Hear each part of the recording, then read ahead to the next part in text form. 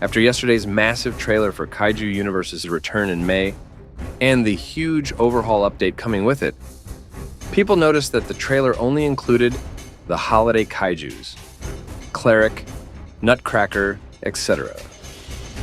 Not only that, but Vudan's attack icons with Rodan in them are censored.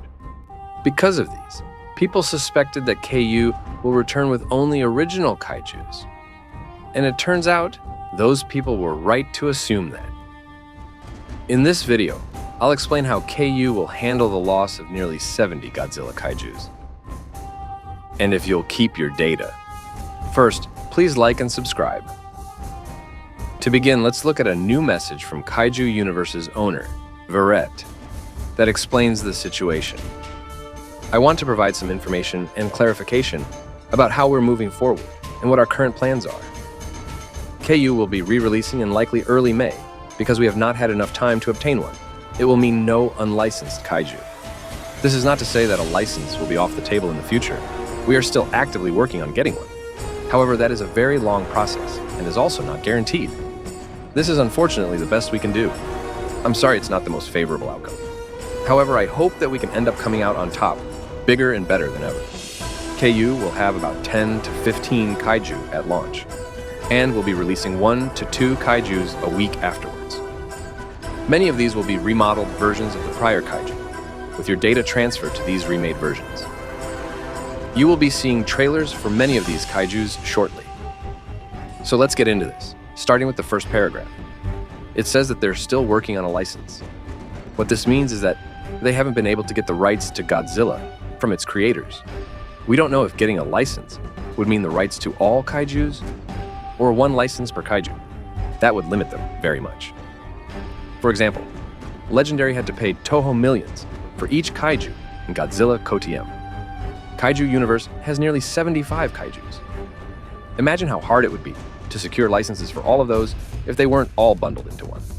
I'll likely make another video about this, but if they end up getting a license in maybe a year and it's only to Godzilla himself, and not his other characters, there's something very cool that they can do.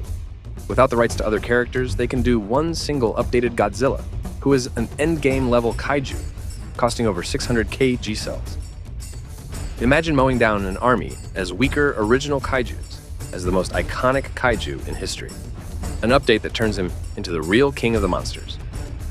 Moving on to the second paragraph, Kaiju Universe will launch with at most 15 kaijus. That's 1/5 of what it used to be.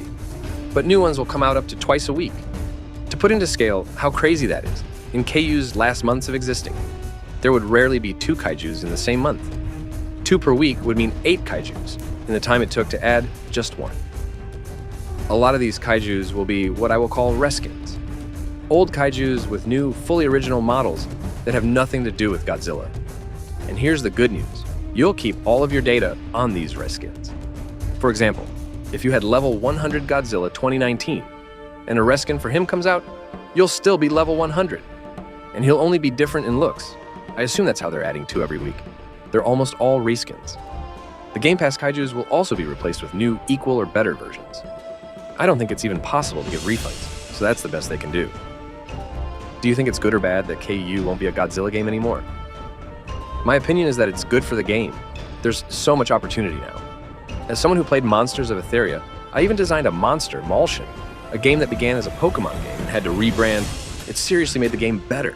The good thing about a fresh start with original characters is that they can be so much more creative. We've seen what they can do. Mothman, Nutcracker, the Frostpack, Vudan, and Cleric.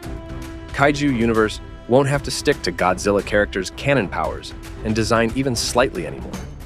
They can be 100% creative. Along with this, developers have implied that there's a possibility tanks may be playable, and not just NPCs. They also said the Argo may return as a UFO or something. That's all I have to say for this. Thank you for watching, and please like and subscribe to support the channel and get more news about Kaiju Universe as we near its May release.